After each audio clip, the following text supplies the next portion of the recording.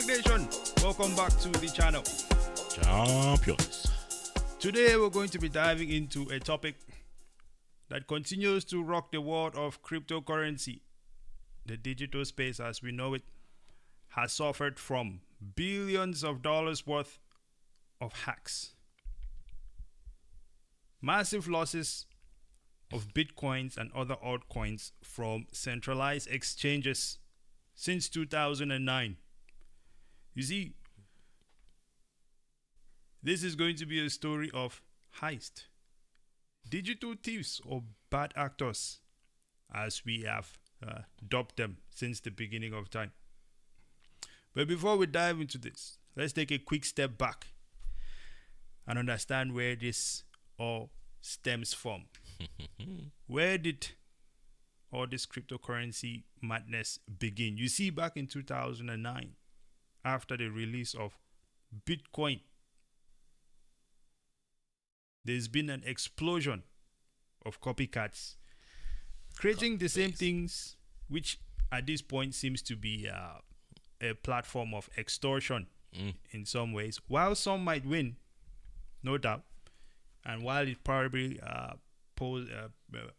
offers an opportunity, exciting opportunities for some to get rich quick. At the same time, we can see that this is not really a balance when you look at it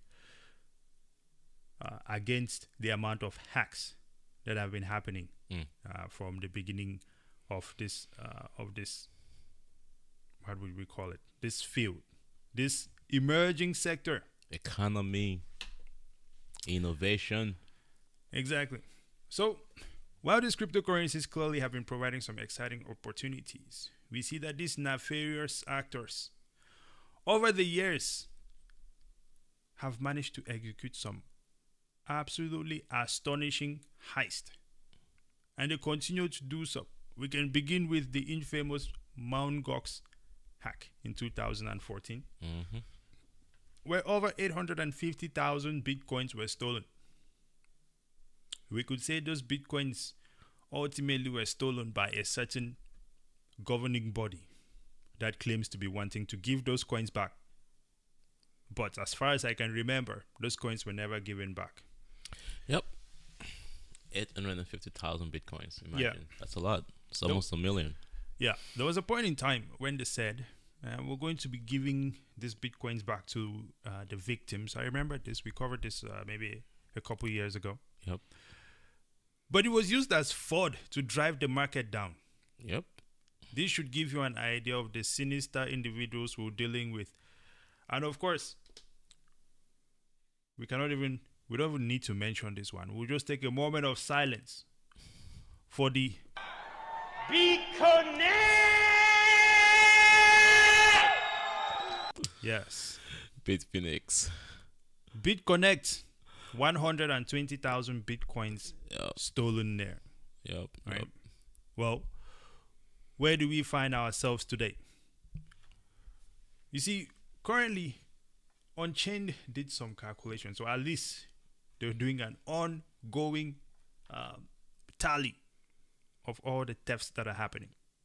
And so far, it seems we have over $4 billion worth of cryptocurrency and bitcoins stolen. They call it lost. Is it lost or is it stolen? Well, it's lost. It's lost from the person who had it. Stolen by the bad actors. Double up.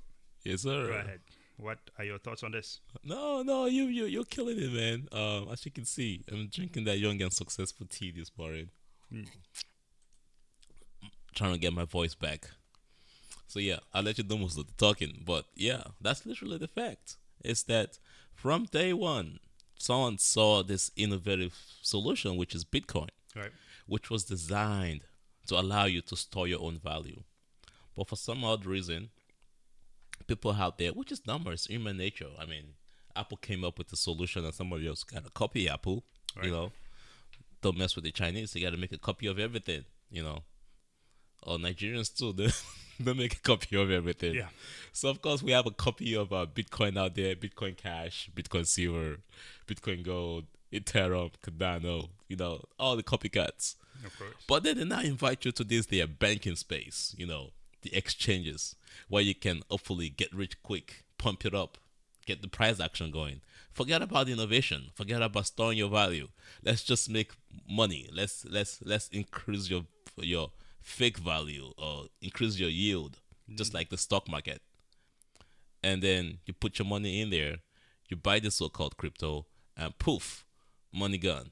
And you're like, why is this happening? Why is my crypto disappearing? Then we've come to find out, which is part of what we're trying to tell you in this video, is that a lot of these exchanges, you might see all these young faces in it, but their funders, the VCs, the banks that fund them, are doing what they've been doing normally on the stock market with your money in the bank, but now bringing it into the crypto space because they know it's nuts. Again, I repeat, it's not regulated because in the space where they're regulated, they're already paying fees.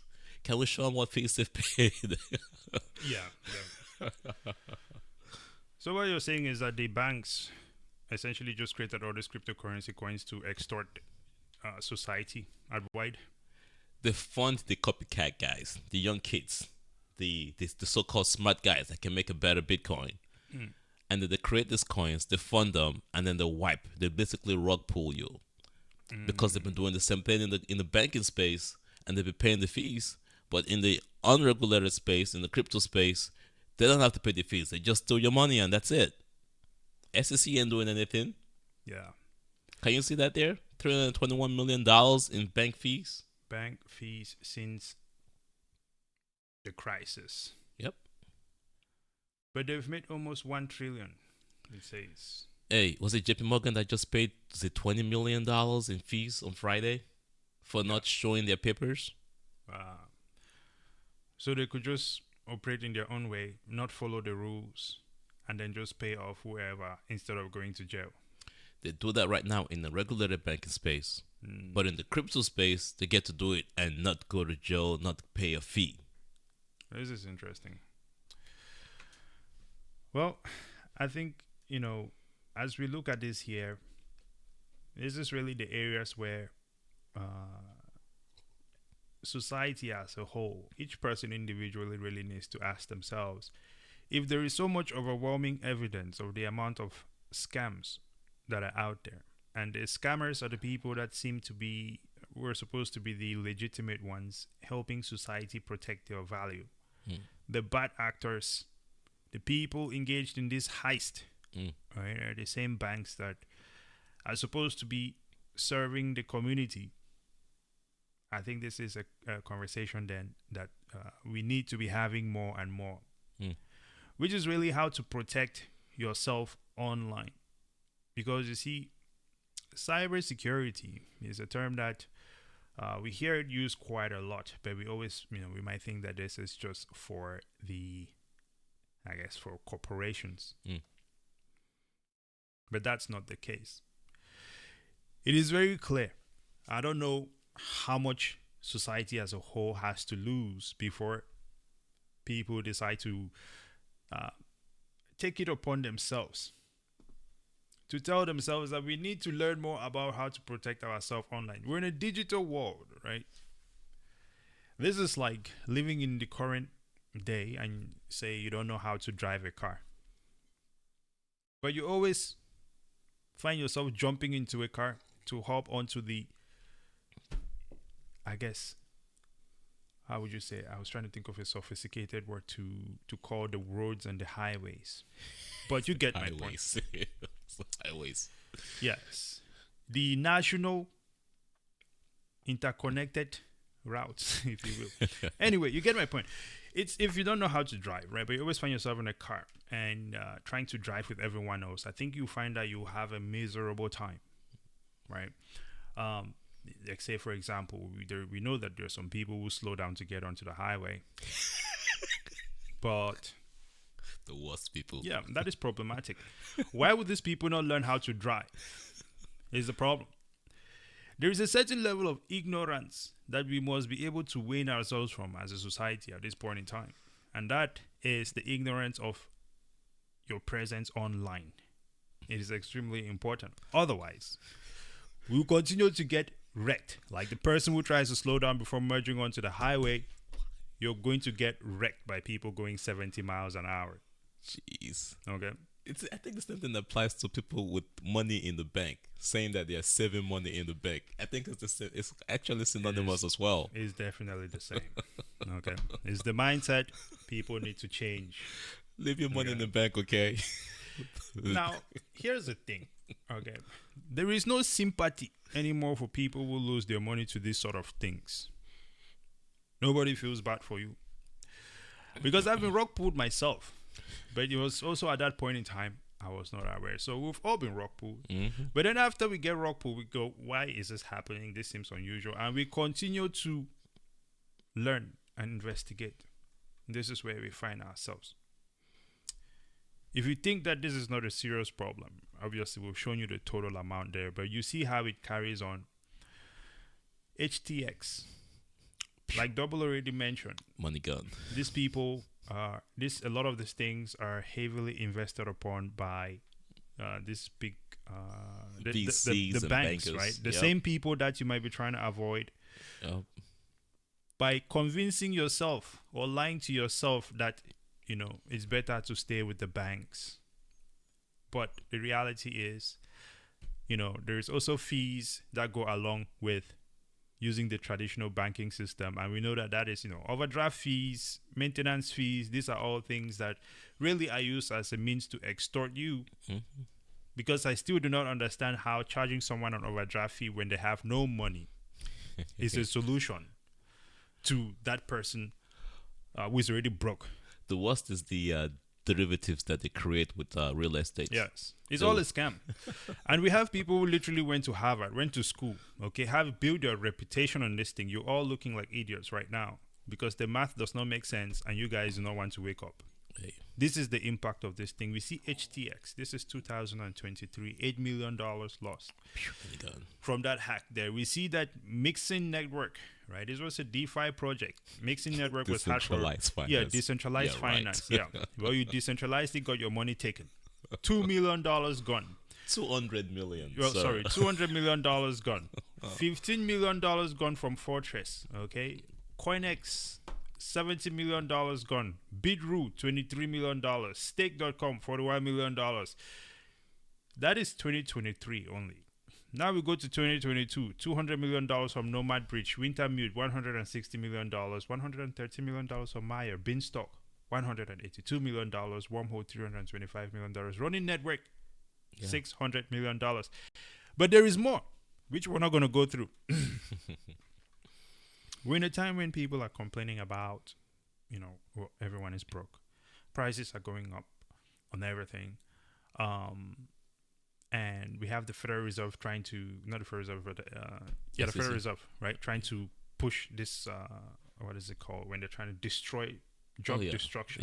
Employment destruction. Destroy the demand, Yes. right? You work so hard, but the Federal Reserve want to destroy the demand. Exactly. Destroy your work, destroy your value. And at the same time, they're increasing interest rates on everyone. So it seems to me that there is a massive, massive ploy to extract as much money as possible. As a matter of fact, when the government prints money and gives these checks to the whole world, I think that what corporations are looking at is how the hell can we get all of this money away from these people? We saw that all these big companies during the lockdown made the most profit of all time. They got the most money too. Exactly. We also saw that they understood that everyone was taking this money, was using it to invest. So they've been wrecking the markets, taking the money from everyone there. And of course, you have the crypto space also taking money from these people.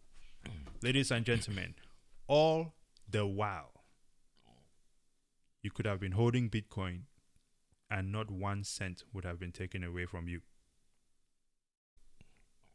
Literally in your own wallet. That was why. That was why it was. That's when we started this video. You said that 2009. That was why it was created in the first place. Yes. You go the roundabout way to find out that this was created in the first place to save you from this madness that you've found yourself back into. Absolutely. This has had devastating effects on many, many, many people. Okay. Even for me, I would say I would tell you guys this right now. You can go back and watch a lot of our videos from the beginning. When we first got into this space, I was extremely excited about these things. I was always, giddy about all of this. Ooh, researching coins. But after you learn and you understand how much of crazy madness this is, and you understand that really you got scammed, right? You put your money in these things, and there was never an opportunity for you to win despite everything that you learned. Mm-hmm. You become more stoic. Nothing excites you anymore. Well, not that nothing excites you anymore, but most of these things don't excite you anymore. And of course, how can it when you know that it's all a scam? So now, every day I wake up, I just look at society and I go, when will you learn? When will you wake up? Why is it that your mind is not... I'm not saying that I'm smarter than anyone else or anything else like that. But what I'm saying is, I put myself through the uncomfortable, forcing myself to really look at my actions and why I got rock pulled, scammed by this group of people. And I think that until many people really sit back and really acknowledge the fact that most of what you've been told your whole life has been a lie, until you acknowledge the fact that, hey, I have lost massively, I've been a loser, you will never, ever, ever recover from this. The banks who continue to play the next game to extort you, and it's just a never ending cycle. And the institutions responsible for regulating the banks Yeah. are finding them pennies to the dollar that they stole from you already. Yeah. Banks made $1 trillion. Oh, by the way, they tell you, oh, put your money in the bank, it's FDIC insured. Mm-hmm. $250K. What's $250K if you had $1 million there? All your money's gone. But when they stole your money, they only get fined just a little bit. This guys got so smart that they not only stole your money in the banking system, they're also doing it with crypto. That's what we're telling you. Get off that system and get on the Bitcoin standard. It's that simple. Put it in your wallet. Well, yeah, I want to point out something. We only believe that they got fined because that's what the news said. We don't know if they got fined, to be honest. And this is why I say that, because we've also done other videos, which technically will be contradicting ourselves by saying that these people got fined, because we've also done other videos where we say the banks own these government entities. They do. So if you own that government entity and you can pay these people to move laws and stuff like that, oh, I get it. Pay to then play. who are you really paying? Yeah, pay to play. Who are you paying? Are you not paying back the money to yourself? Because you can go back and be like, you know what, we're not going to pay this fine. And if you try to fine us for this, we're going to make sure that you do not win office, or we're going to release smear campaigns on you. I'll tell you what, their favorite one is this idea of government shutdown. No. Just when you go against these people. Yeah. Russell Brand is under fire right now, right? Yeah, What is he being accused for? Oh, a woman. Okay. Oh. What is Andrew? What is he accused for? Woman abuse. The list goes on and on and on. Any person in the public eye who is up there and you no longer play the game, they all accuse you of the same crime. Why is that? So, listen. The whole thing is a scammed, rigged situation, and the only way to fix it is to either exit it or break it down and start all over. Exit the kerfuffle. So I don't think they're willing to redo it. So I think that the best option is to exit the kerfuffle, the sham, the 419. That is this economic system here. This one ain't no Nigerian prince, man. It's literally happening in your face. Nigeria has retired that title. We're bringing it over. 419 is no longer Nigeria. Wait, 419 is Nigeria's number code. Is it phone code? It's plus 234, but 419 is the code for. Well, listen, you'll be rockful. Listen, okay. Nigeria is officially handing over that title to this group of people, the banks and whoever is running these crypto scams. There's nothing else to say here. Anything else? That's before we close this one out. Well, ladies and gentlemen, we hope you get the point of this video. Take a step back. It's time to reanalyze so that we could move into a future economy that is going to benefit all of us. Otherwise, hey, good luck playing this game. We know how it turns out. We are seeing how it turns out over and over again. And one of these you know, rich, strange people who write a book that no one knows about. You made a quote one time. Maybe it was the guy who created Porsche. And he said doing the same thing again and again and expecting different results is insanity. Insanity. We implore you to not be insane. All right. We hope you found this video informative at the very least. Maybe entertaining or empowering. If so, please share it with your friends, share it with your family, share it with everyone, etc. Or maybe you want to debate us on the matter. You disagree with us. We are not always right, is what we say. We are ready to get school and learn something new. Yes. Speaking of learning something new, did you know that we are on X? You can follow us there at STAKK. We're also on Spotify. And of course, we implore you to like the video, subscribe to the channel, and so on and so forth. Until next time, praise and out.